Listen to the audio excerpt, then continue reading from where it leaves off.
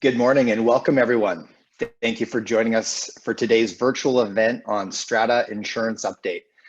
I'm Josh Bath. I'm a realtor with Keller Williams Elite Realty. I'd like to introduce you to our title sponsor for today's webinar, TD Canada Trust. With 25 years of service in the financial industry, Elaine Pitblado can help you with your mortgage refinancing and debt consolidation. She is available evenings and weekends to best suit your schedule, just like us. Thank you, TD Canada Trust and Elaine Pitblado for sponsoring this event. Now, on to our presentations. Please hold your questions till the end of the speaker presentations. We will definitely have a panel Q&A at the end of the session to address all the speakers, and we'll try to get to as many of the questions as we can in the time frame we have. Once the Q&A period has opened, you can type your questions in the Q&A section found at the bottom of your screen. And we'll take a 5-minute break after our third speaker so you can check messages, get up, move around, stretch your legs. Now, meet our first speaker, Rob Dupree. With over 25 years in the insurance industry, Rob has held various senior management roles in claims and risk management at some of Canada's leading insurance companies. Rob joined the Insurance Bureau of Canada in May 2016 as the insurance industry's claims liaison, serving as the primary claims contact for the property and casualty P&C industry in the aftermath of the Fort McMurray wildfires. In this role, Rob was instrumental in communicating insurance information to those affected by that disaster. In his current role as Director, Consumer and Industry Relations, Rob directs the activities of IBC's Consumer Information Center for Western and Pacific regions. He liaises with IBC's member companies and consumers to negotiate solutions on issues that affect both parties and provides insurance insights to consumers. Rob also facilitates industry and relevant stakeholders. Rob also facilitates collaboration between the PC and insurance industry and relevant stakeholders on special projects and initiatives. Please welcome Rob Dupree. Good morning, and thank you very much, Josh, and great to have everyone available. And just again, thank you again to our sponsor to help with this event.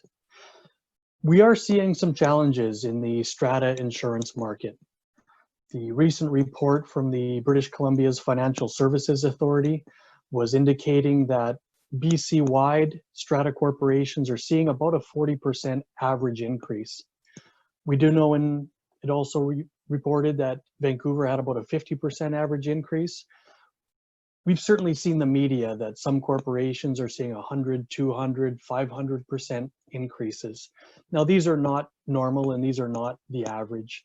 These really big increases, typically these corporations have long-standing claims history and ongoing repair and maintenance issues. So they're very challenging risks to try to insure.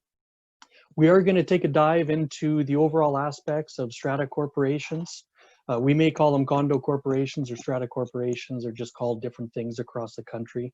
And we just want to share some information with you. So thank you again for being here. Next slide, please. Insurance Bureau of Canada, we're the National Industry Association for Canada's private home, auto, and business insurers. So these are all the big names that you would expect in the private insurance marketplace. Government organizations like ICBC, they're not part of Insurance Bureau of Canada. We deal with the private insurance companies. Next slide, please. So I just want to touch on the overall property and casualty insurance industry in Canada. So the P&C industry, or property and casualty industry, it's pretty large. Employs over 130,000 Canadians. Last year in 2019, they paid out about $42 billion in overall claims to victims of collisions, disasters, and other losses in Canada. So that's countrywide. And that's only the private insurance companies, not the government organizations like ICBC or SGI and MPI in Saskatchewan and Manitoba. They did contribute, and the insurance industry contributed over $9 billion in taxes and levies to federal and provincial governments. So it's a pretty big industry. Next slide, please. So what about BC? We're here talking about British Columbia, and the industry in BC employs about 12,000 British Columbians directly. Last year, they paid out about $3 billion in claims in total. And the province in total has about 143 private insurers that are providing services in BC. They offer a combination of home, auto, and business policies or commercial policies, and Strata corporations fall under that commercial insurance side. Individual insurers, they make business decisions on whether they want to offer home, auto, or business coverage. Some have a combination of all three. Some may be just one or two of those particular lines of business, and some have other sides of their business as well, like banking or travel and health and life. So these are just decisions that they make. So there's nothing precluding an insurer from offering Strata corporations. It's just their own internal business decisions. Next slide, please. So we're here to talk about the state of the market and the factors that are affecting Strata insurance. Insurance is all about risk. So the prices and the premiums are generally commensurate with the risk. What we are seeing, and what was also highlighted in BC's Financial Services Authority report, is claims are the primary driver for these increased in premiums. We're just seeing a lot of volume of claims. And that's really one of the big determining pieces, not only from severe weather, but the non-weather related claims as well. We've heard stories of people hanging a piñata from the sprinkler head in their condominium unit, and a child whacking the piñata, ripping off the sprinkler head and having water damage. We've also heard stories of people turning on the bathtub and then going to take a nap. So of course that's going to cause some water damage affecting many units as well. And even with COVID, we're hearing some stories that people are home more, so they're cooking more. So some people may turn on some oil on the stove to deep fry some French fries, and they get caught up on a call, forget about the oil, and now there's a kitchen fire that we're seeing. So some of these factors are all coming into play with the claims frequency. We also and we're seeing some increases in frequency and severity of severe weather. We have a chart that we'll be looking at in a moment to just see some very significant increases in severe weather, and in the 100% of increases comparing different time periods. We're also seeing some very difficult market conditions. And what I mean by that is, essentially for every $100 of premiums that are collected by the insurance industry, they're paying $100 or more in claims and expenses. And that ratio is called a combined ratio. So at a 100% combined ratio, essentially every dollar that you're bringing in, you're paying $1 or more in claims and expenses. And over the last 3 years, we've seen close to 100% or greater than 100% of a combined ratio. So that type of percentages, that's just not sustainable for an industry and for that particular line of business. So that's causing some challenges. Next slide, please. So here we have a chart on the catastrophic losses. So we can see on the left-hand side, between 1983 and 2008, on average, annually, the insurance industry was paying out about $422 million a year in severe weather losses. Over that past decade, that number has jumped to about $1.9 billion in severe weather costs. Comparing those two time periods, that's a 350% increase in severe weather costs that are impacting certainly people in British Columbia. We're no stranger in this province for wildfires and floods that we hear about quite often, and even in the neighboring province in Alberta. They recently had a flooding event in northern Alberta, a great big hailstorm in the Calgary area, and two of the largest events in our nation's history happened in Alberta, being the Fort McMurray wildfire. That's the largest spike you see in 2016, and the flooding in southern Alberta in 2013 also topped that list for being the second highest cost. And both those happened in this past decade. Next slide, please. So looking at the frequency of these events for catastrophic losses, and catastrophic loss in insurance terms is a severe weather event causing $25 million or more in insured losses. So if we look at the far left, between 1983 and 1990, there was 14 of these catastrophic events, and 6 of these were water related. If we jump to the past decade, so on the far right-hand side, we can see that there was 91 catastrophes, and 32 of those were water related. Now, these frequency is just a sheer number. All the dollar amounts for severity have been indexed for inflation so that we're comparing those numbers on the same basis. Even in the past decade, between 2001 and 2010 at 47 catastrophes, comparing to this past decade, it's almost double that we've had in this past decade for just the sheer number of these severe weather catastrophic events. So that's a really big jump that we're seeing, and we're certainly able to track that based on insured losses in Canada. Next slide, please. So the commercial claims costs, and the Strata corporations fall under commercial claims. We can see in 2013 that the industry paid out for direct claims costs about $433 million. If we look at the last 3 years, so 2017, 2018, and 2019, they're between $856 and $973 million. So that's about double what it was in 2014. So the claims costs for the commercial insurance policies, so that includes Strata corporations, have doubled since the 2014 mark, and there's been a steady increase. Now 2019 was a little bit better, but still those numbers are significantly higher than they were 5 or 6 years ago. So that really makes a big difference in the overall claims costs. Next slide, please.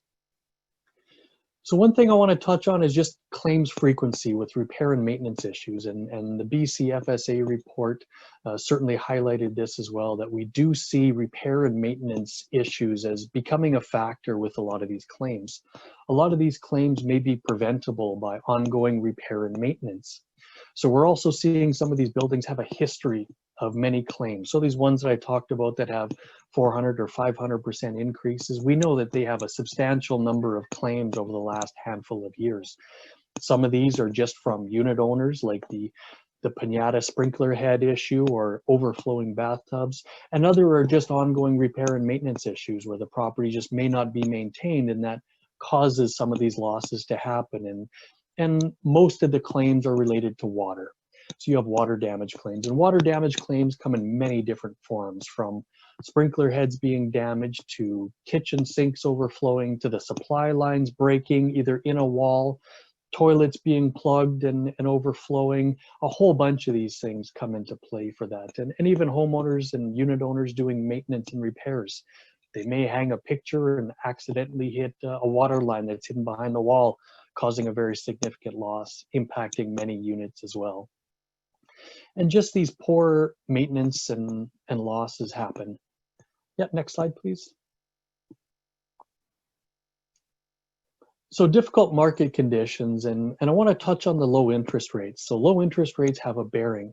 So insurance companies generate that capital to pay the claims or that revenue in two different ways: from the premiums, and then they invest those premiums to try to gain more capital so that they have more capacity to be writing business and paying out these claims. What we did see in 2018 is the insurance industry across Canada had the lowest return on equity that it's seen in 16 years. So these low interest rates combined with severe weather, combined with the increase in claims and the cost for claims, have made it just a very, and the BCFSA report called it an unhealthy market. That's just something that we do hear about, and it just caused some really tough market conditions. So what that's done is change in risk and appetite. With those changes that happen, there's additional market pressures, and it's causing the insurance industry to reconsider the risks that they're willing to write. Nothing says that insurance companies have to write certain lines of business, and if strata corporations are just more challenging and you're seeing a lot more claims and tough market conditions, it causes the companies to make individual business decisions to reconsider whether they want to continue writing in that space or not. Next slide, please. So what we're seeing is just more discipline in commercial underwriting. With these more frequent claims and some changes in the market conditions, it causes the insurance companies to evaluate those risks more thoroughly. So a lot of people are asking, why now? Well, with those 3 years of that 100% combined ratio or greater, for a year or two, some companies, if you do have increased revenue from increased return on equity, then the insurance industry can be absorbing some of those costs. When you start having 2, 3, and longer years of some of these challenging conditions, it really gets them to take a real close look at some of these risks. And the prices and the premiums are going to be commensurate with those risks. So even if a particular property may not have had a claim, they also look at the repair and maintenance concerns that that property may have, or there's other risk factors that may come into play that may make that risk less desirable, or the potential for more claims. Now, I'd be remiss if we didn't talk about COVID. You're all probably working from home or in your living rooms. You may be listening to this session. COVID is impacting not only people in BC, but people across Canada and around the world. It has had negative impacts on the economy, and this is also going to be impacting the commercial insurance and strata corporations. To exactly what extent, we just don't know yet. It's clearly having an impact on interest rates, which we know are impacting things, and it'll have other impacts as well. I told you a short story about some increased claims for some of the unit owners in these condo corporations. More people are home, more people are cooking. We don't know the full extent of what that's going to look like, and that'll take some time to analyze and calculate all of those results, but it will have some type of an impact for sure. Next slide, please. So in Vancouver area, and this is for the greater Vancouver area, we do see some unique risks that you may not have across the country. So earthquake is one really big risk that we face in Vancouver. We don't see some of those same risks in Alberta or Saskatchewan or Manitoba. And with earthquake, the earthquake costs are rising for those premiums. And earthquake insurance companies have insurance for some of these big catastrophic events like earthquake, and that's called reinsurance. And these reinsurance companies are global companies that offer products around the world. And what we're seeing is just globally an increase in some of these big events. We hear about flooding that's happening in Europe. We hear about earthquakes and tsunamis around the world. And that's influencing some of these reinsurance costs. So even the insurance industry pays premiums for this reinsurance. Those costs are increasing as well. So it's just additional cost pressures. Also in Vancouver, we do have very high rebuilding costs that's influencing it. We know that the real estate market, and many of you see this firsthand, those costs are increasing as well. There's ebbs and flows and highs and lows, and we do see that the overall costs, and in many cases, those rebuild costs are exceeding the cost index for inflation. And we're also seeing specifically in Vancouver that there are some permit delays. So when you have damages to a property and you require some permits, that application process, you submit it to the municipality, that could cause some delays, and in some cases 30 days or longer for some of these permits. And that just increased the costs for the overall claims. So with increased claims costs, that's just another factor that's a bit more unique to the Vancouver area. And Vancouver, of course, is not immune to flooding. There's a potential for an earthquake causing a tsunami that could have some flooding inside of there, and even a very high rainfall event like flash flooding could cause the storm sewers to be overwhelmed. That could cause some localized flooding in areas. Some properties have underground parkades, and some of those areas could be flooded as well. That could cause claims costs and a claim to happen for some of these properties. Next slide, please. So the risks are calculated by a number of different factors. One element is certainly the maintenance. So the maintenance and repairs on a property affects the insurability. So really the boards and the condo strata managers, they need to take some control and follow the bylaws and the maintenance protocols, following their depreciation reports. There's no requirement to follow that depreciation report, or reserve fund study, it's called in some other jurisdictions. So they need to make sure that they are maintaining that property. Where a building is located, so the geographical risk also has an influencing factor on the risk and the premium for that. In an area like Vancouver that has a high earthquake risk and a flood risk, comparing that to a rural area in the interior of BC that may not have those same risks, because insurance is based on risk and insurance is all about risk, those different risks attract different premiums. And even the building materials that a property is constructed. So a wood frame has a potential for higher fire risk and water damage than you would a non-combustible type material. So these types of building materials are also factors in calculating the overall premium as well. Next slide, please. So where do we go from here? So there's a number of things that we've put together. We actually put together a national commercial insurance task force earlier this year, and we met in March virtually in Vancouver to talk to the stakeholders, and certainly government was included, and the speaker following us, he was attending that meeting as well. We came up with some recommendations, talking about the education piece for the Strata board members and the managers, just to understand some of those elements that come into play, and that putting in a claim, if it's close to your deductible amount, could impact your premiums in subsequent years. Just to make sure that we're also strengthening the building codes. Those are factors. And number 3, 4, and 5 are something that we're very hopeful that the government will be announcing soon, is just some reforms dealing with the Strata Act. So just amending the depreciation report and requirements for the Strata Corporation to make those mandatory, because there are some areas where they may not be, and there may be exceptions to those requirements, and to make sure that the Strata corporations are following those depreciation reports. And also defining a standard strata lot in the Strata Property Act. There's some cases where the corporation may be paying for repairs that may be the actual unit owner's responsibility.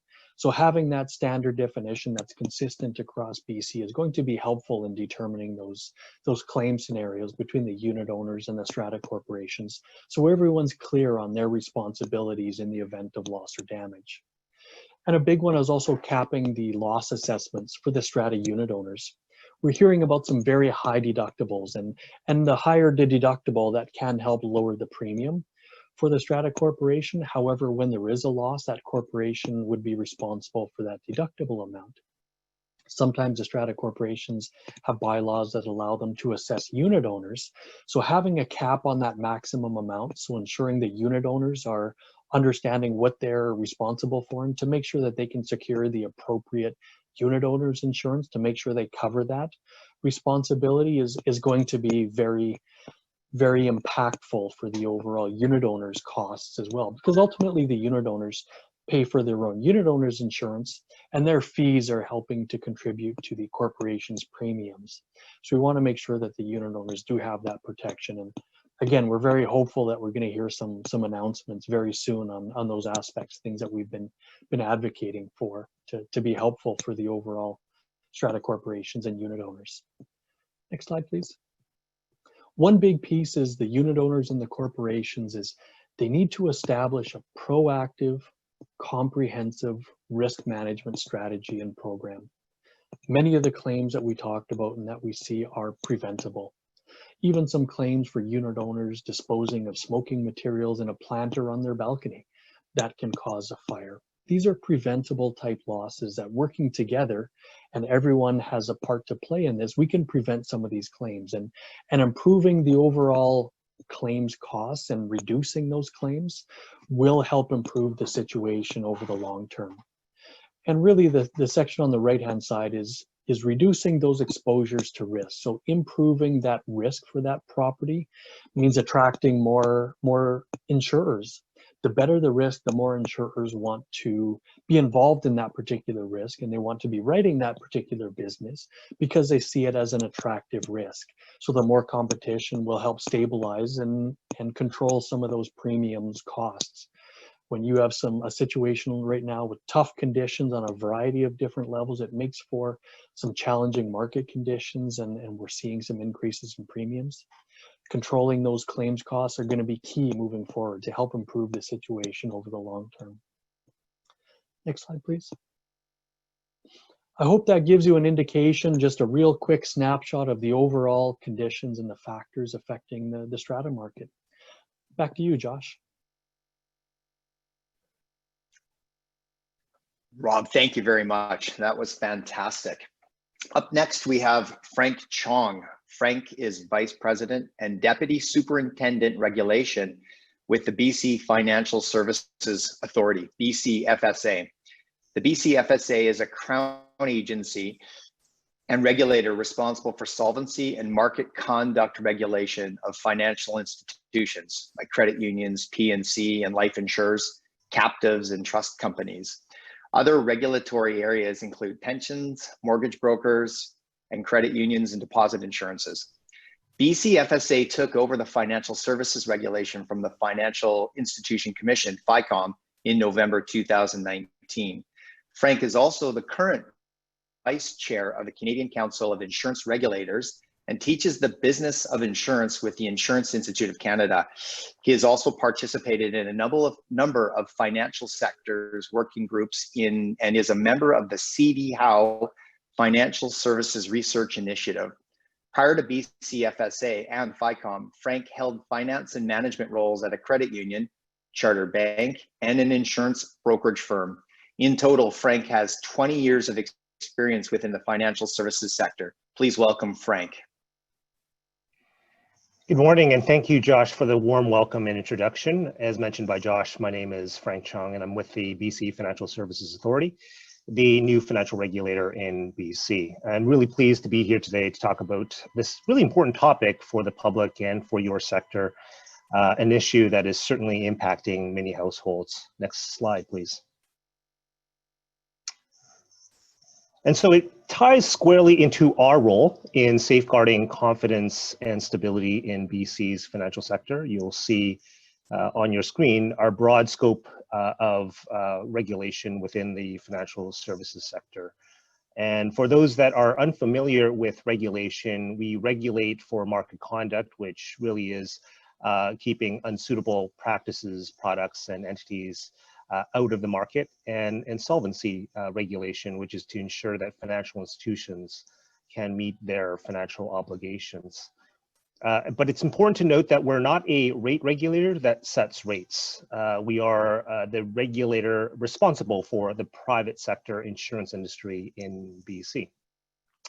So as many of you know, BC FSA launched an inquiry with insurers and brokerage firms around the widespread reports of large increases in strata insurance premiums. This work commenced back in January of this year. As an evidence-based and data-driven regulator, we're really focused on obtaining data to understand the underlying causes of this issue. And the information that we gathered was actual data from the insurance industry. And so today, I'm going to take you through some of the interim findings and explore some of the root causes, expand on what Rob had discussed earlier on this very complex topic, and end with some of the summary of our next steps. Next slide, please. So here are some of the key findings from our interim report. Average strata insurance premiums increased by about 40% across the province, 50% on average for the Metro Vancouver region, based on the data that we collected back in February of this year. We found that deductibles increased up to double and triple digits. And most importantly, prices have not yet stabilized, and it's our view that there is no immediate sign of price relief. Further pressures are really expected to continue over the medium term. And the last point that I would want to sort of state here is that it's our view that the current state of the strata insurance market is unhealthy, and we define that. We define a healthy strata insurance market as one that meets the goals of sustainability, affordability, and availability. It is a market where consumers' needs are really met by products and innovation made readily available, and it's affordably priced where consumers are treated fairly as well too. And so for this reason, we classify the BC strata insurance market as not meeting this definition. Next slide, please. So what are the underlying causes? And Rob from the IBC touched on some of those, but I'm going to highlight three distinct underlying causes. The first is that minor claims have really made strata insurance unprofitable. Why? Well, evidence from our data suggests that insurance claims from newer buildings, so those would be buildings of less than 5 years, and the lack of maintenance on older buildings have really resulted in a higher frequency of what are mostly minor claims and water related. And this has really sort of driven the unprofitability of this particular insurance product. The second item that is key to this is that there are fundamental problems that affect the supply of insurance, which really need to be considered in order to support insurance for future building growth. In the insurance sector, the sector refers to supply as capacity. And the underlying issues around supply and capacity within the insurance market is really due to a number of different things. One of them is the building values, and the number of buildings are going up. And I'm going to describe more about that in just a moment. The other is what Rob touched on, and that's the exposure to earthquake risk, which is driving sort of the decisions by insurers to write in this particular market, given the costs necessary to reinsure and mitigate the earthquake risk here in BC. The third item that I wanted to sort of highlight is that we have noticed that there are certain market practices, such as a method referred to as best terms pricing, used to construct strata insurance policies, which can result in higher premiums for some properties, which we are intending to explore further with the industry. And this method is described further in our interim findings letter. Next slide, please. So this slide shows a distribution of properties and their year-over-year increases. This is really a data sample of approximately 6,000 buildings, actual data from the insurance industry. BCFSA's findings indicate that majority of stratas, or about 54%, saw strata premium increases was less than 30% compared to premiums from the previous year. Now, this is all forms of different stratas. So this could be your duplexes, triplexes, it could be your townhomes, it could be your low rise, it could be your high rise. 31% of strata properties saw increases in the 30 to 50% range. 9% of properties faced a year-over-year increase of 50 to 100%. And then the extreme scenarios include the 6% of properties seeing a premium increase in excess of the 100% range. Next slide. This slide shows the linkages between the growth in strata units and the total insured value. On the left, you'll see the number of new strata units since 2015. And on the right, you'll see the aggregate total insured value since 2016. Total insured value, which is roughly equivalent to building replacement value. The years do not line up because of the prior year construction precedes the insurance that is supplied and made available in the current year. And so you'll see that there's approximately 32,000 units with a total insured value of in excess of $100 billion in the province. The cost of construction and the volume of new construction has really contributed to the growth in insured value, which puts a lot of strain on the supply that can be provided to the market. And we expect to see the insured value continue to grow and really put that, again, as I mentioned, the pressure on the supply and capacity that is available. Next slide. This slide shows the average claim between all building ages, represented in the green bar, and the new buildings of less than 5 years of age, represented in the blue bar. So you'll see in the 2019 category that claims resulting from new buildings less than 5 years old exceeded the average claims of all building ages. One of the bits of information that we have gathered, and it seems to suggest also that the strata insurance is also being used to fill gaps for new home warranty and maintenance programs. Next slide. So there are various factors that are contributing to the unhealthy insurance market, and we believe that it will require all participants involved in the market to balance availability and affordability of insurance going forward. Looking ahead, BCFSA will be holding a series of stakeholder sessions to present our interim findings and to seek their input and perspectives before presenting a final report in the fall of 2020. A copy of the interim findings can be found on our website at bcfsa.ca, and I do appreciate and thank you for your interest. And now I'll turn it back to Josh. Thank you.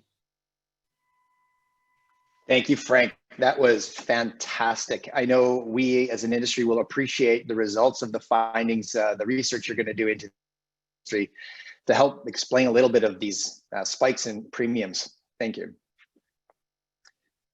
Now, next up, we have Danielle Russell. Danielle is Vice President and Partner at Capri Insurance. Danielle started her venture at Capri CMW in 2002 and specializes in delivering customized insurance and risk solutions to the strata and real estate market. Danielle deeply understands the issues facing the strata industry today and utilizes her vast experience and expertise to educate, negotiate, and advocate for her clients. She holds both a Canadian accredited insurance broker and Canadian risk management designation. Danielle is a lead presenter at Capri CMW educational seminars, as well as PAMA, BuildX, and CHOA events as a panel speaker and sponsor. Danielle resides in North Vancouver with her young family, where she enjoys the outdoors. Please welcome Danielle Russell.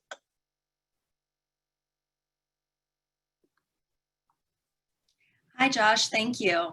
It's a pleasure to be here and to discuss the current market conditions and share some insights for realtors, buyers, and sellers. Capri CMW is one of the 3 main insurance brokers for strata corporations in British Columbia. We deliver custom insurance programs designed to protect strata corporations as well as strata homeowners. Next slide. Like all industries, insurance undergoes cycles of expansion and contraction. From 2004 up until 2018, we'd been in what we call a soft market and really reaping the benefits of that, with the average commercial renewal premium declining during that 14-year period. In this presentation, both Rob and Frank have already addressed many of the factors that have led to this unstable and hard market that we have now entered. Insurance at its root is quite simple. Insurers need to collect enough premium to offset claim payments and operating expenses and deliver a return to their shareholders. And for all of the reasons that have been discussed, in a recent report analyzing the financial strength of major insurers in Canada over the past 10 years, it was determined that most insurers are operating at a loss and that they're not collecting enough premium to pay out claims and expenses. All of that has led to a period of contraction in the industry, otherwise known as a hard market. Next slide. In particular, the real estate and strata market has been one of the hardest hit. Both Rob and Frank have shared their insights on the unique factors that are contributing to the challenges in this segment of insurance. And I agree with a lot of what they've said, and I won't belabor that any further. But in particular, insurers have been carrying the additional burden of record high claims in this area. The strata insurance market began to see the first double-digit increases in early 2019. And the industry has continued to harden exponentially each month. This has resulted in a significant reduction in capacity. And, Frank touched on that, and we'll talk a little bit about that more in the next slide and explaining what that means and the implications. But ultimately, what that means is that it drives up rates and premiums as well as deductibles.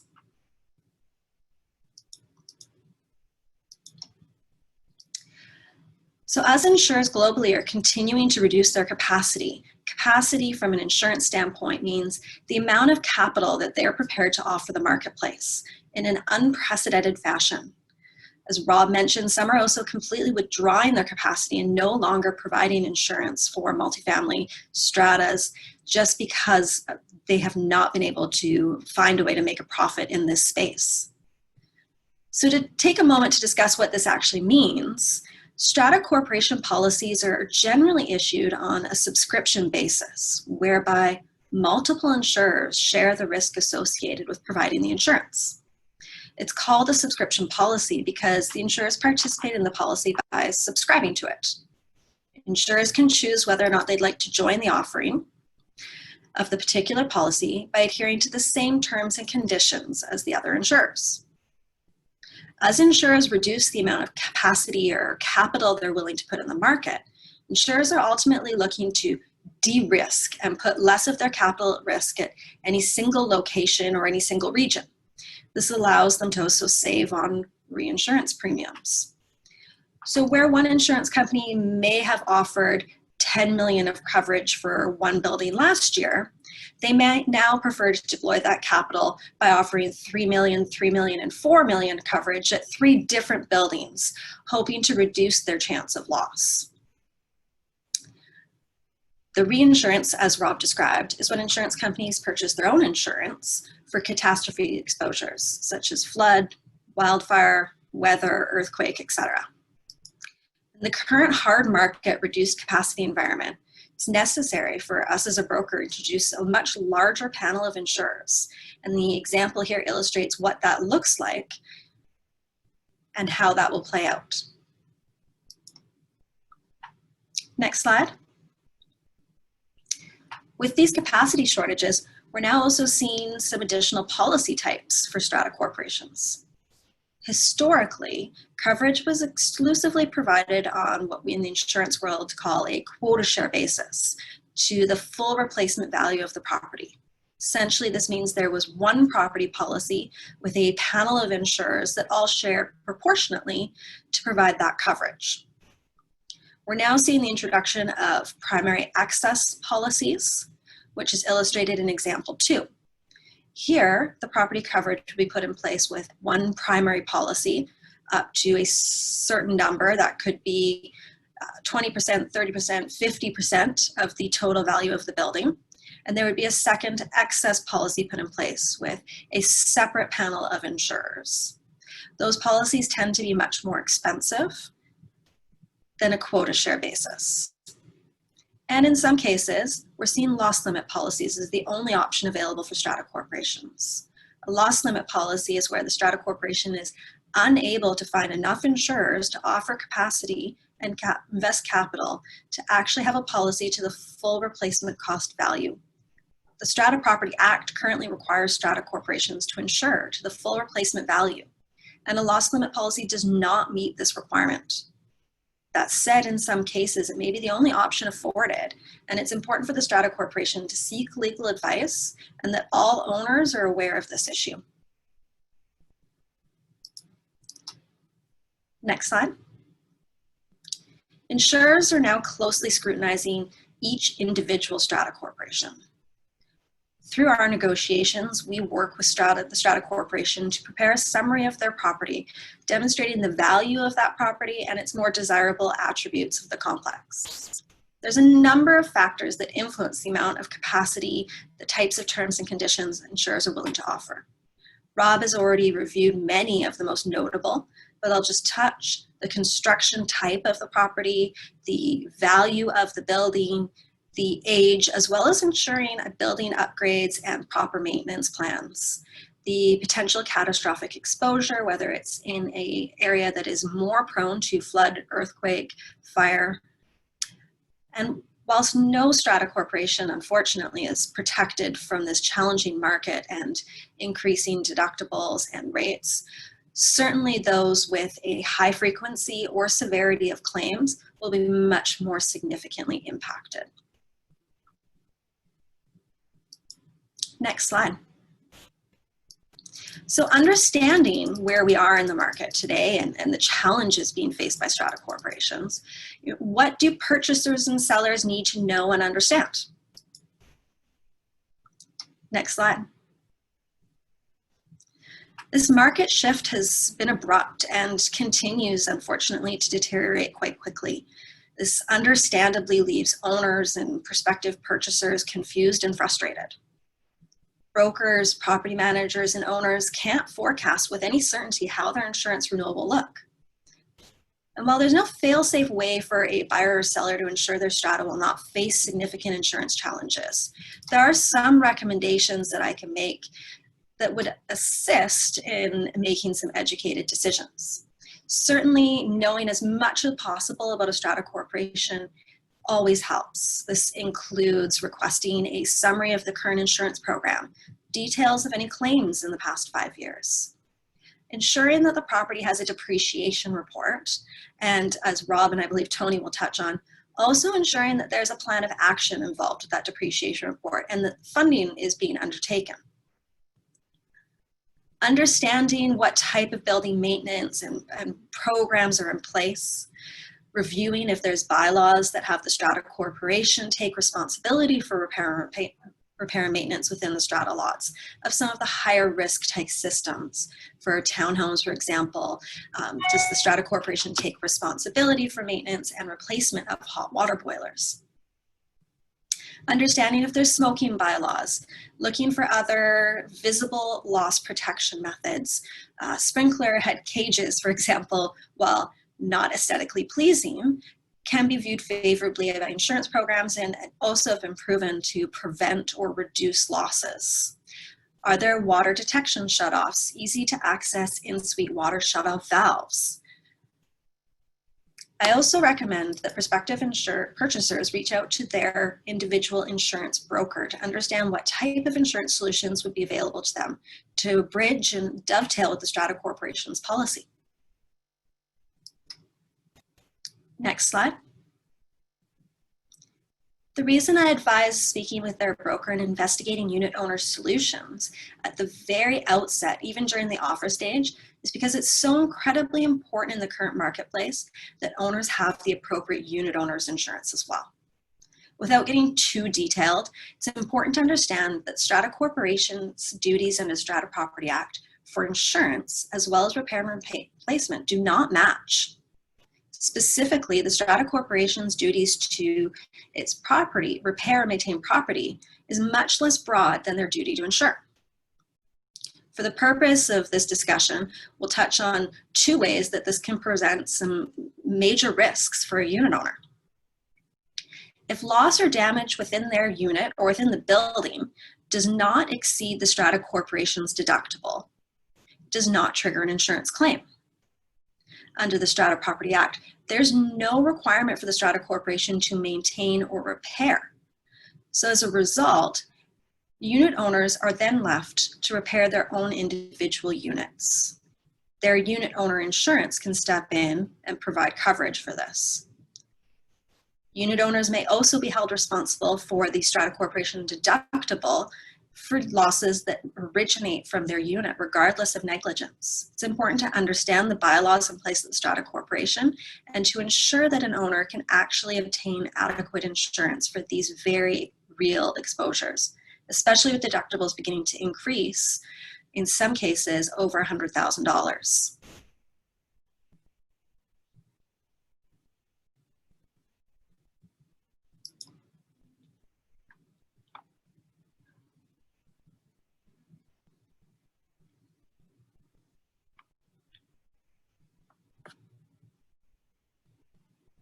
Josh, I can hand it back over to you now. Wonderful. Thank you very much, Danielle. That was extremely informative. I particularly liked how you addressed bylaws how they can be helpful in getting favorable insurance. Hadn't thought of that before. Thank you. We are now going to take a 5-minute break. So go stretch your legs, check your phones. We'll be back shortly. When we do, just a reminder, your questions until the end, if you don't mind. There are quite a few coming in right now. And also, we know this is a really hot topic. So when you're putting your questions together, please keep them in as positive and constructive manner as possible. We'd really like to get to as many of them as we can. Thank you.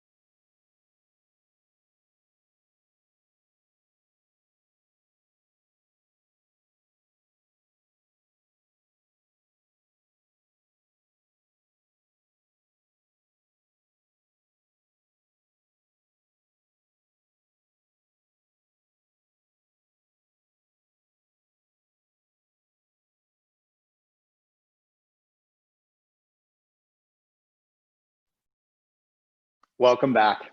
Our next and final speaker is none other than Tony Giaventu. Welcome, Tony. Tony is the Executive Director of the Condominium Homeowner Association of BC, also known as CHOA, a consumer association in Columbia with over 200,000 members comprising strata corporations, owners, business members who serve the strata industry. In addition to serving on numerous boards and committees for government agencies and industry associations, Tony's also the weekly columnist for the province, the Times columnist, and syndicated media across BC. Since 2002, Tony has written well over 1,000 columns and information bulletins dedicated to condo living.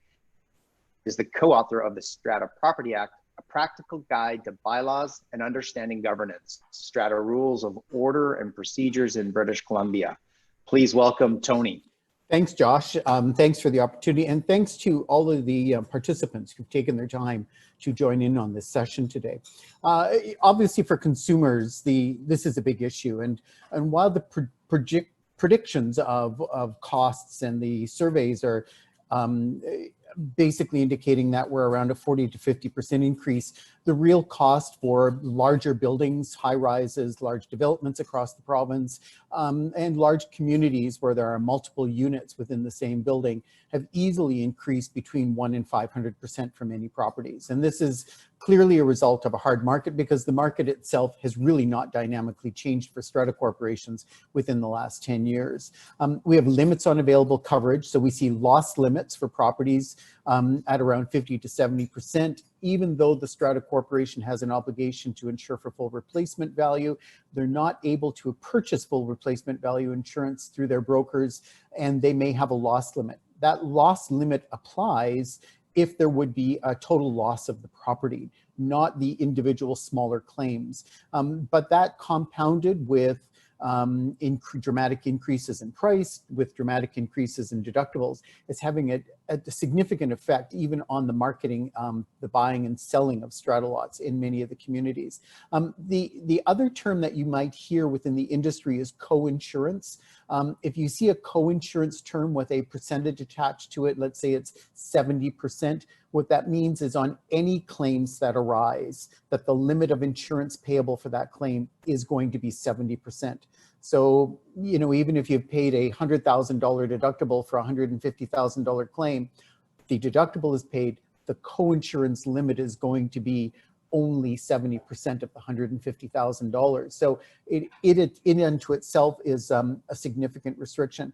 You will also see things like exclusions on policies where a strata corporation has an existing condition, for example. They may be undergoing a major repair because of a renewal to a building envelope. They may have a historic problem with their water supply, their domestic hot water supply systems. Unless those are remedied and resolved, you might actually see an exclusion within the policy itself. So that creates some challenges as well. Deductible inflation is dramatic because it manages risks for the insurance providers and what they can essentially are willing to cover. Historically, we saw for most of the bigger buildings, $25,000 to $50,000. Now we're seeing on average $100,000 to $250,000 for these. And while these deductible limits are significant, the consumer individually is also exposed to these in the event of a claim. And as one of the speakers said earlier, the owner limits on deductible coverage do have some ceilings to them. So as a homeowner, I may only be capable of buying coverage for a $100,000 deductible. I can't buy coverage for a $250,000 deductible. Placing a ceiling on these deductibles for individual units may have some merits if it applies to conditions that were beyond their control. But we can't remove the liability for individuals who don't have accountability for their actions or who don't have accountability for failing to maintain and repair their strata lots, causing claims to everyone else. So we're going to see some transitional changes around legislation to affect this. Short notice of renewal cycles is an atrocious problem. My policy renewed June 1st. We got a letter or notice on May 31st at 3 p.m. essentially saying we can't renew your policy, or to renew your policy, the cost is going to increase from $140,000 this year to $670,000 and your deductibles are increasing. It doesn't open any opportunity for competition. It doesn't open any opportunity for strata corporations to be able to deal in dialogue with their brokers, to look at other options, to look at other types of coverage, if there are conditions within the coverage. The short notice of renewal cycles is a serious problem with the brokers. And then of course we have the problem of higher density. Higher density in metropolitan cities increase the risk of compound damages for water and fire. The more units you build, the more units will get damaged on single claims. And that's one of the realities that we're starting to face. If you follow markets worldwide that have gone through very high rates of value increase, and we love the value increase in British Columbia. While it's an affordability crisis, it's also a significant profitability for many parts of the industry. The value increases are great, but what follows value increases are increased costs of construction, which are increased cost of restoration, which are delays in demand on the system, which ultimately also converts to increased cost of insurance. And that's one of the effects that occurs with higher values and higher densities. So in the next slide, we deal with some of the unknown costs that arise. This is a challenge for new developments for developers. Developers have to provide a disclosure statement with an interim budget. They get a quote on what the insurance may be, and they might have done that 6 months ago or a year ago. That interim budget now is in a crisis problem, because if the interim budget is outside of the parameters of the Strata Property Act, not only does the developer have to pay the difference, they're also subject to penalties. And pre-development costs are significantly lower on new high density developments than what the actual insurance places has been. We have an aging housing inventory, and certainly depreciation reports play a big role in that. But one of the challenges that we have, I think a lot of this has to do with the stress on the market than anything, but one of the challenges that we have, even within that aging housing inventory, we have model strata corporations that fully implement their reports. They fully fund their reports. They're well funded. They run risk management programs, and yet they're not getting any of the benefits of any type of merit recognition. They're in the same position that everybody else is in with respects to they must insure, they must do full replacement value, and they're not getting any breaks on their insurance. They're exposed to the same increases, same deductible costs, and even without any history of claims histories that may have actually indicated a problem with the building. So it's great to talk about aging housing inventory and depreciation reports, risk management reports. All of those are essential for the industry, but there is no merit-based reward right now for the consumer when they're actually doing this. Legislation that imposes 100% of the risk on the strata corporations is essentially what we have in BC. Because the strata corporation has to maintain insurance not only on the building structure and all of its assets and common property, it also has to insure for all of the finishings and fixtures that were originally installed by the owner, developer, and buildings. This is a significant increase in the value of buildings when you look at new high-end buildings that have suite finishes that value anywhere from $200,000 to $500,000. That $200,000 to $500,000 suite finishing is essentially only the obligation of the owner to maintain, repair, and inspect. However, in the event of an insurance claim, if it was installed by the owner developer as part of the construction, it layers over on top of the value of the buildings. This substantially increases the value of buildings. So there's going to be a discussion and look at what those definitions for fixtures may be as we move forward with legislation. Lack of mandatory planning and funding for depreciation reports. Again, we're ready for a transitional change in BC to see more stringent requirements under the Act around funding of reports, of planning and implementation of reports, around actually requiring reports and not being able to exempt themselves from reports, which has been a historic problem, especially for older buildings who are in a financial corner. They don't have enough money to maintain repair. They don't want the depreciation reports because it's going to increase strata fees. It's going to create a housing affordability problem, but it's the consequence of really not implementing any kind of long-term planning. And building conditions. We have a number of building conditions that have been alluded to, and they certainly exist. Unit shutoffs are not a code requirement, which is a serious short-sighted decision. It should be mandatory, and certainly on buildings that are having their domestic water systems replaced, they're being installed. But when there are failures in buildings, it's not easy to access shutoffs for buildings. Even design flaws, putting a washer and a dryer into a closet and then jamming it in ahead of a water shutoff system. You can't turn the water off until you pull them out. By then, the damage has occurred to buildings. We have systematic component and product failures that occur in buildings. We see those rise in buildings that are under 5 years old. They should be warranty claims, not insurance claims. And that's one of the effects that we're really seeing across the board. There are not a high level of claims for buildings under 5 years, but when they do occur, they tend to be a systematic problem of some product or some material within the building, causing a significant loss that occurs for the strata corporations. Next slide, please. The effect of dramatic increases in deductibles is going to be problematic for many strata corporations. The single most problem with it is if there is a claim, the claim is a common expense of the corporation. The corporation are going to be using up what little reserves they have left to pay for these claims. And that is going to have a dramatic effect on the financial viability of a lot of these strata corporations.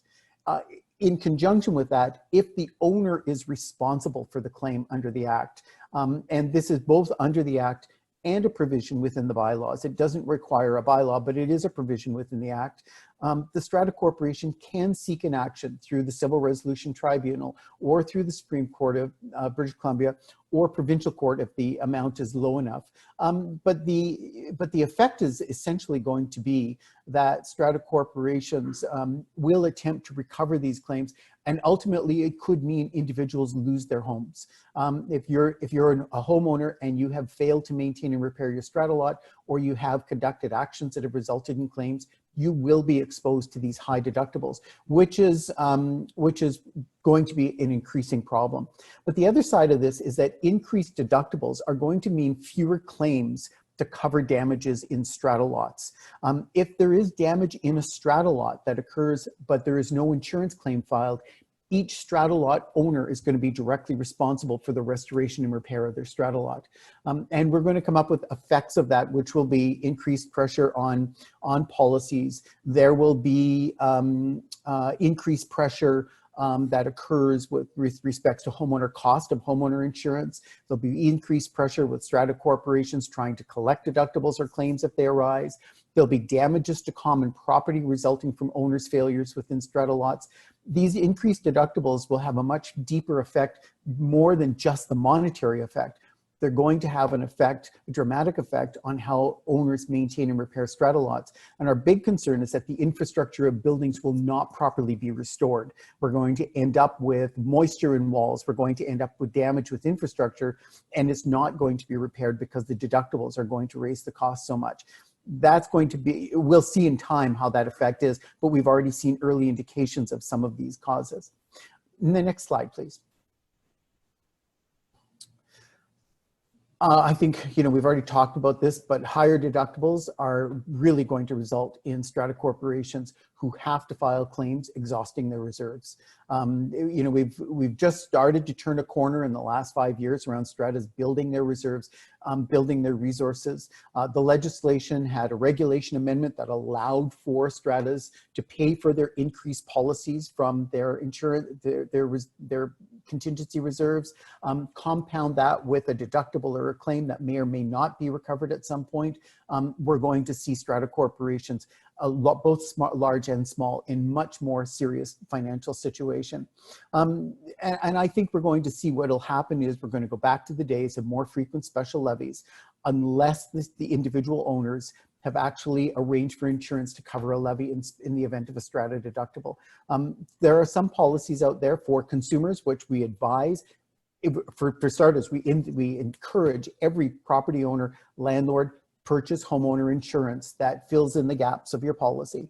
But there are also policies out there that will cover an owner in the event they're responsible for a claim or a portion of a claim of a deductible. If my Strata Corporation has to pay a $250,000 deductible, the Strata Council can automatically special levy the owners without the need for a 3/4 vote. And I think it's something that we're going to see much more frequently. Owners are going to be faced with special levies to cover insurance deductibles as opposed to taking the money from the reserve funds or depleting what resources that they have left. That is a trend that we're going to increasingly see as we move forward. Next slide, please. So solutions, we've shown a table to report to government last week with a number of recommendations which were collected from over 1,100 submissions out of a survey and over 500 submissions which are still coming in on a daily basis from strata corporations around the increases in the insurance and the problems and the challenges that they're getting. And within a lot of those submissions, there were recommendations that the public has said, look, we really need to get a handle on this. But here are some of the things we think are essential. One of them is mandatory depreciation reports. A strata that excludes itself from a depreciation report is just simply ignoring what's coming down the road. They're ignoring the problems. Some minimum mandatory funding levels. The current legislation requires 10% of the annual operating, but only if you have less than 25% of your operating balance in reserves. So if we have a $100,000 annual budget and we have $24,000 in our reserves, we have to put 10% of the budget into the reserves. But the moment we tip past that point, we don't have to contribute anything more. Many strata corporations are still of the mind, we're going to minimize contributions, we'll special levy as we need it.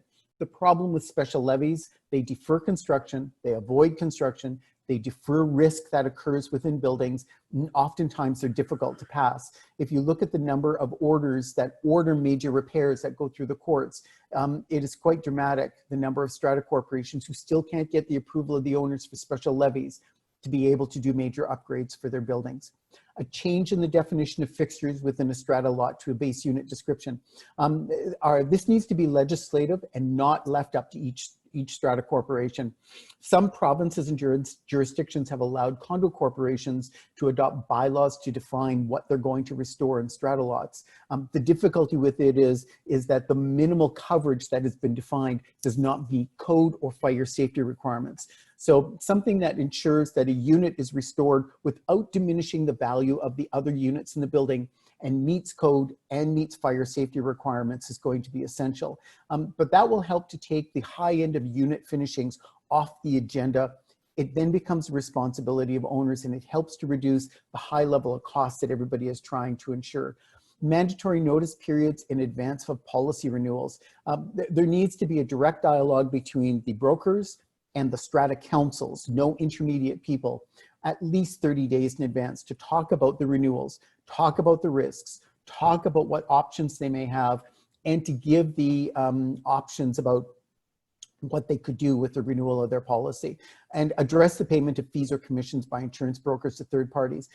This is also a significant problem where we have a number of strata management brokerages who are receiving split commissions, additional fees, or services in exchange for bringing their portfolio of property to management brokerages and through the insurance system, oftentimes not being disclosed to the clients, which is a violation of the Real Estate Services Act. So I think we're going to see that addressed quite soon as we move forward. And the next slide, please. Active risk management programs.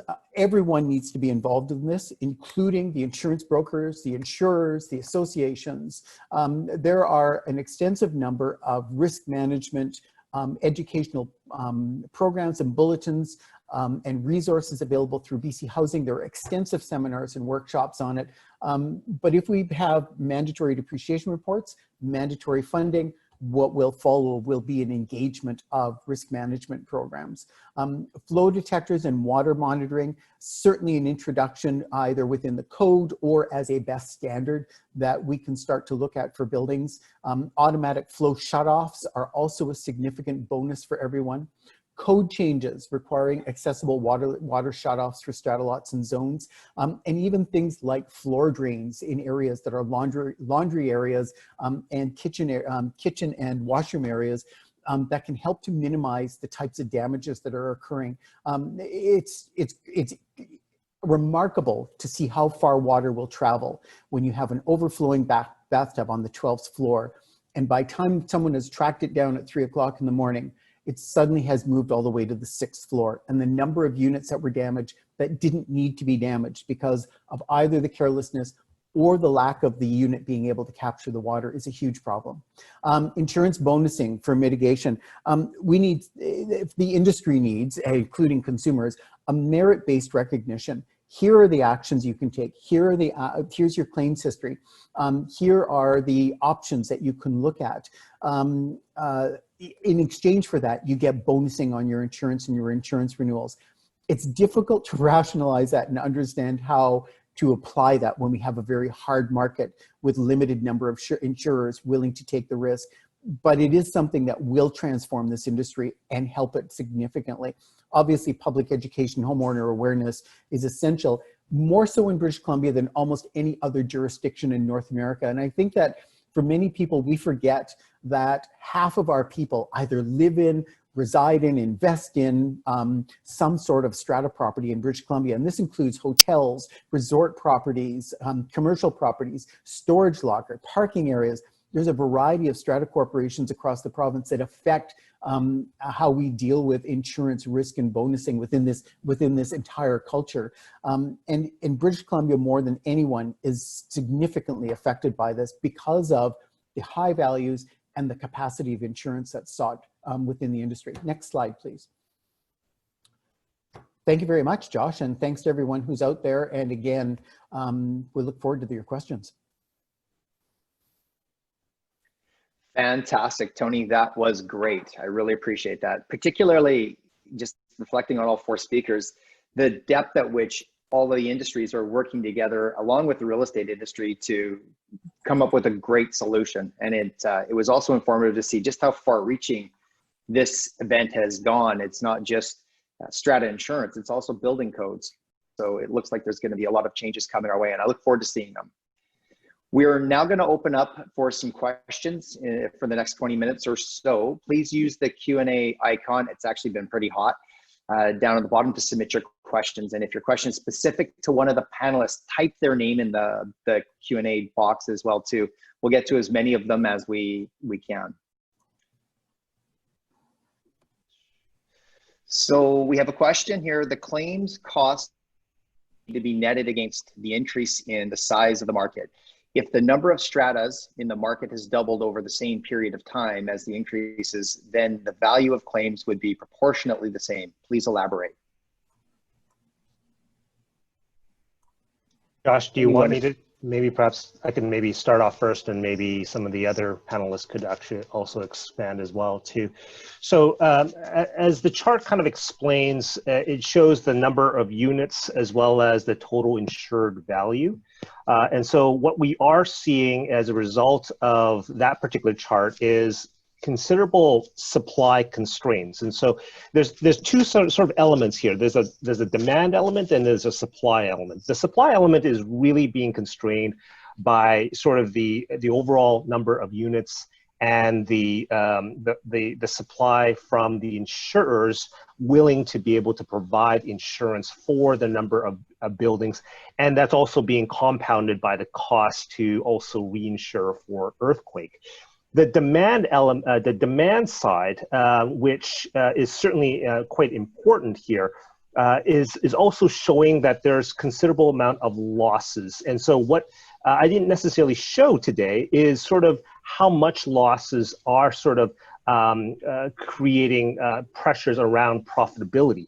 And so I think Rob mentioned it quite well, whereby the combined ratio, which is actually a function of both losses and administrative costs that insurers bear to be able to service this market, is basically 1-for-1 at the very minimum. So what that means is basically for every dollar that insurers are taking in terms of premiums, they're actually paying $1 or more for the claims and also administrative costs. that's also, that doesn't take into account the reinsurance costs that the market is also having to price in. And so when you're looking at the reinsurance as an example, the premiums that insurers are taking in, about 97, 98% of that actually goes to reinsurance companies globally.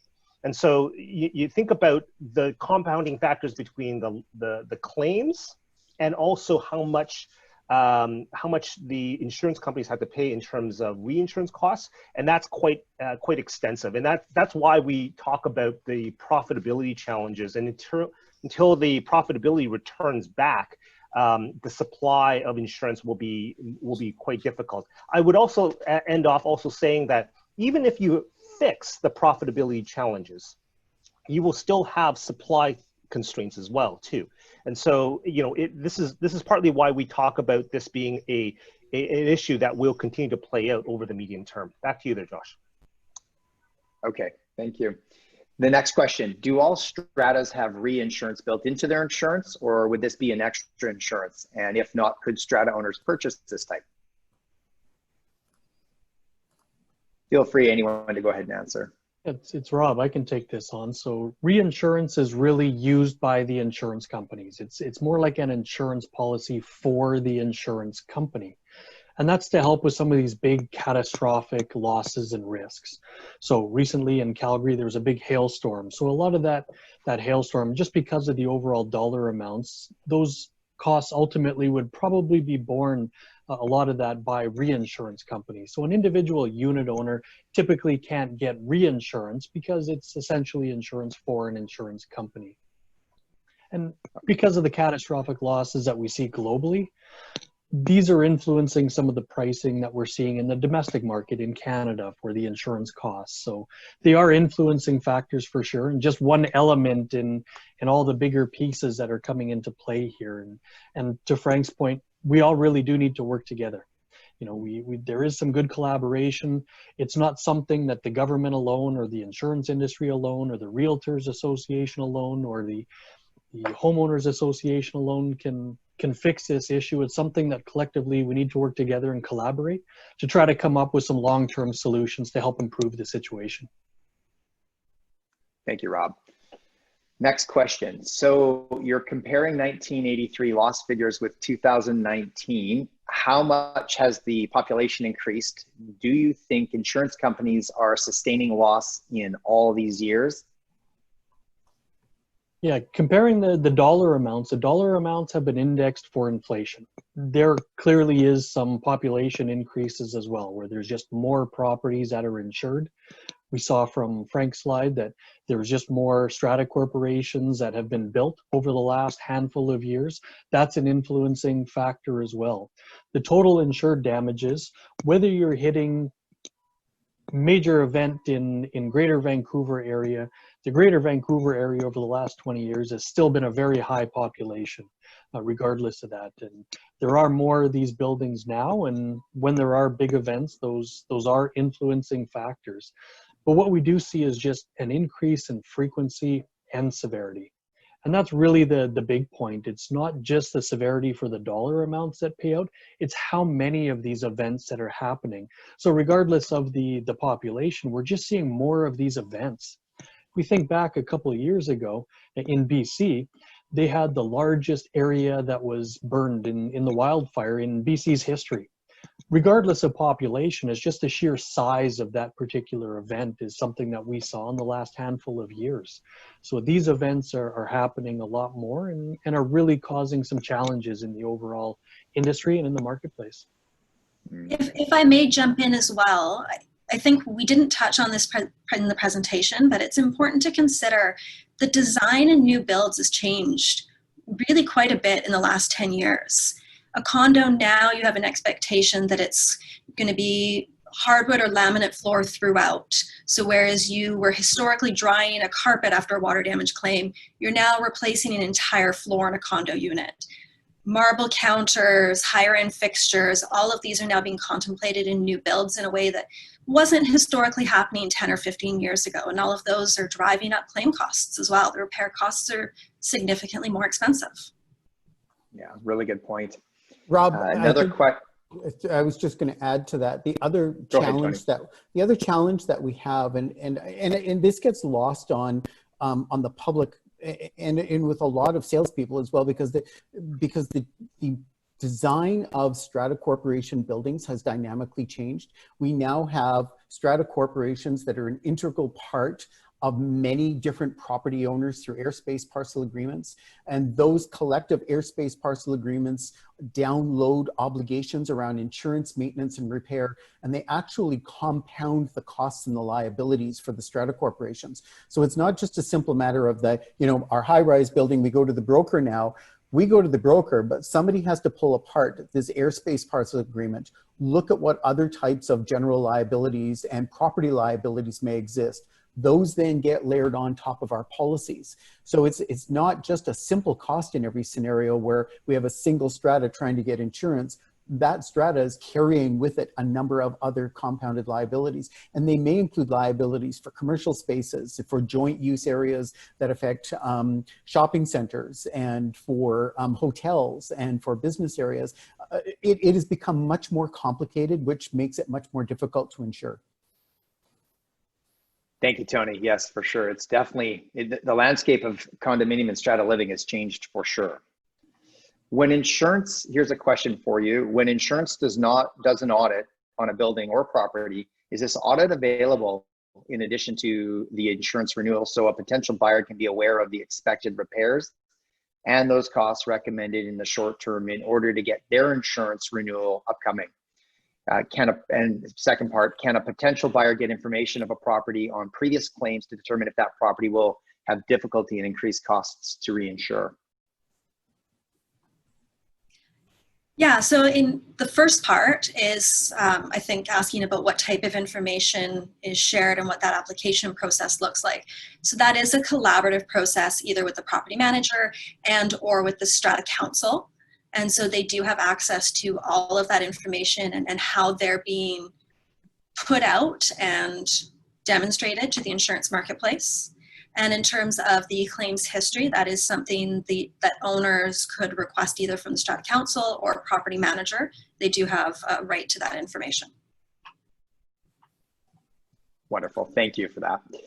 Another question here, how do these insurance companies reconcile these new insurance policies whereby they have slashed their risk with skyrocketing deductibles while also having staggering increases to their premiums? Who wants to bite on that one, right? Yeah, I was wondering the same thing. It's a difficult, there's another compounded problem here that we've seen peak in the last 2 months. And the problem is where a Strata corporation is faced with a very high increase, and the Strata Council have said, we're not renewing at this increase.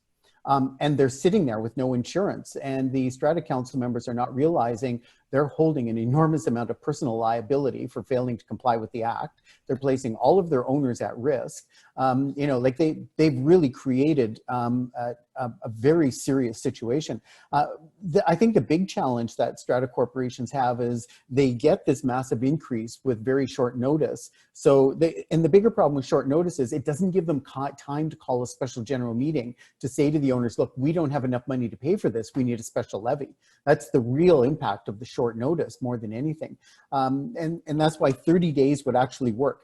Somebody could say, look, we're having problems renewing your policy. We're going to tell you, you need to project a 300 or 400% increase. You need to fund for it. It allows the Strata Corporation to call a special general meeting and raise some funds from the owners, because there's no question, if you're a brand new building and you have a claim and you have a $200,000 deductible, you probably don't have that money in the bank yet.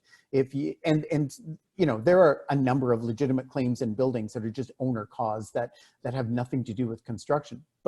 And if you're in an older building that's been really marginalizing your costs, and you don't have reserves, or you've just gone through a major renewal of your building and you've depleted your reserves to zero, you're in the same situation. So the Strata Corporation really needs to find ways to raise funds.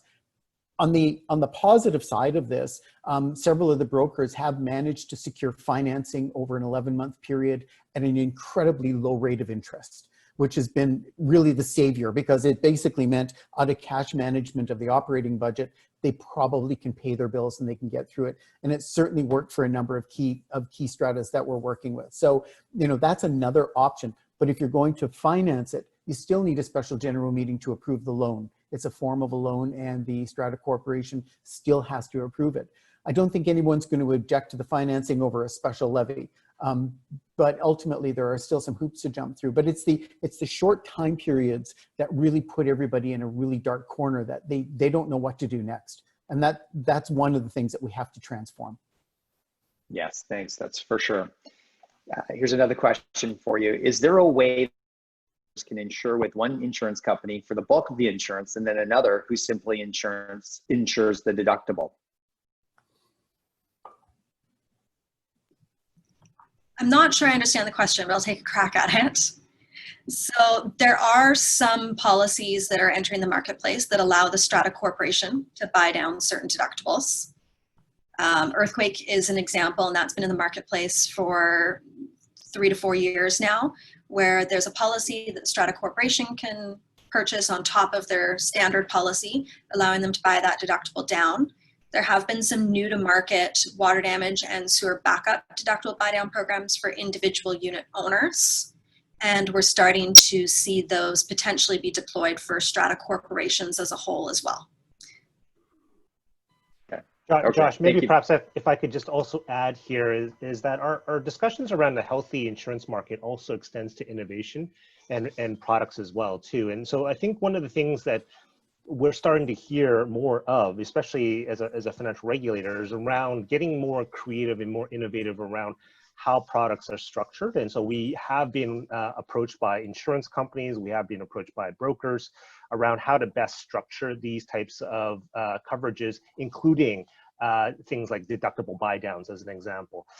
In our jurisdiction in particular, special to other jurisdictions across Canada, that we do also have other forms of insurance companies, also referred to as self-insurance as well too. And so we have been in conversations with members of the industry around how would maybe perhaps the industry consider setting up special purpose vehicles to be able to carve out specific aspects of Strata insurance and possibly self-insure.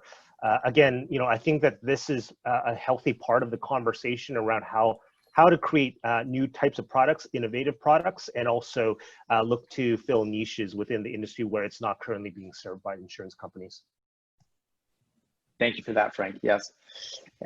Here's a question. Do BC insurers pay for catastrophic events in other places like California fires or the hail in Calgary or fires in the Fort McMurray? And I can take this one on. Generally speaking, a single event that happens somewhere in Canada would not directly impact people's premiums. But having said that, when we do see some of these global events around the world, whether it's California wildfires or big hurricanes, those are typically borne by the reinsurers for these costs. Ultimately, when the insurance companies want to buy insurance for some of these bigger catastrophic losses, the costs of those reinsurance are impacted in the same way by claims as you would for the individual strata corporations. So it's putting pressure on the overall global insurance industry by some of these bigger catastrophic events. So every insurance company would be dealing with different reinsurance contracts or treaties as they're called in some areas, different amounts, and those companies would be impacted differently by some of these global events. Even the Fort McMurray wildfire, that was the costliest insured event in our nation's history, that was borne mostly by the reinsurers as well, so for a good portion of that. With all of those costs, they may have an impact on the domestic marketplace here in Canada, but events around the world can have influencing factors. The bigger piece is just the claims costs that we're seeing in BC. Claims costs are the driving factor for these strata corporations, and these corporations or unit owners can be influencing to some degree the loss or damage to these properties. So that's one of the best strategies that people can take away from today, is to be reducing those claims will absolutely help and improve the situation over the long term. Okay, thank you. Tony, this question's for you. You had mentioned that a developer is responsible for shortfall in the insurance cost in the preliminary budget. How would that work? And really, it's more of a clarification question. So the Strata Property Act, with respects to the first interim budget, requires sets a limit of error, so which is 15% essentially. So if it's greater than the amount that was budgeted for, the developer becomes responsible for those costs. And depending on the exponential period of it, if it's greater than 15%, then those penalties can double and they can triple. So, so for one new property in downtown Vancouver that had their estimated insurance at $249,000 a year ago, when they came online, their insurance actually came in at 1.4 million. So the insurance cost itself was dynamically increased. The interesting part of that is also directly related to the value of the building. When the original assessment was done, the building was valued somewhere around 175 million. The building value for reinsurance and for the insurance purposes is actually closer to 400 million. And so this is the impact. This isn't the insurance being increased, but it's the valuation of the building that's substantially increasing it. I think that's the part that consumers are not really grasping on this, and it's a piece of information that probably needs to be a little bit more in public awareness. We can take a comparable building, a new building in downtown Vancouver, compare it to Ottawa or Montreal or Halifax. The similar building on a cost value basis might be valued at a replacement cost of 75 million. In Vancouver, it's going to be somewhere probably between 175 and 300 million. Has to do with construction costs, real estate, everything impacts the entire effect of it. The cost of permits through municipalities, the time delays that are associated. So when an insurer is placing insurance, they're not placing insurance with the thought of somebody's going to overflow their tub. And this is we're going to have a $100,000 claim. They need to be capable of meeting the requirements under financial institutions and the reserves that we can insure for and competently insure for and cover the loss in the event this building is a total loss, and we can cover $375 million. So you start asking an insurer to take a single property of that value. This is where the risk dynamically increases. Right, thank you. I just want to remind everyone, we're getting close to the end here. I'm going to wrap up with a couple more questions. So there's one here. Is there a list of items or best practices that an individual strata and owners can do to minimize future potential claims, like water, i.e. replace water tanks on a fixed schedule, install sprinkler cages, anything of that nature? Do you know of a list out there that exists that we could use? So through the CHOA website, we have a number of risk management documents already. Most of the brokers have them on their websites as well. Danny can talk about that. There are really a significant amount of resources available. Yeah, I would agree with that. Okay, all right, we can go there then. Thank you. There's another one. What can we do to protect our clients for buildings with a loss limit?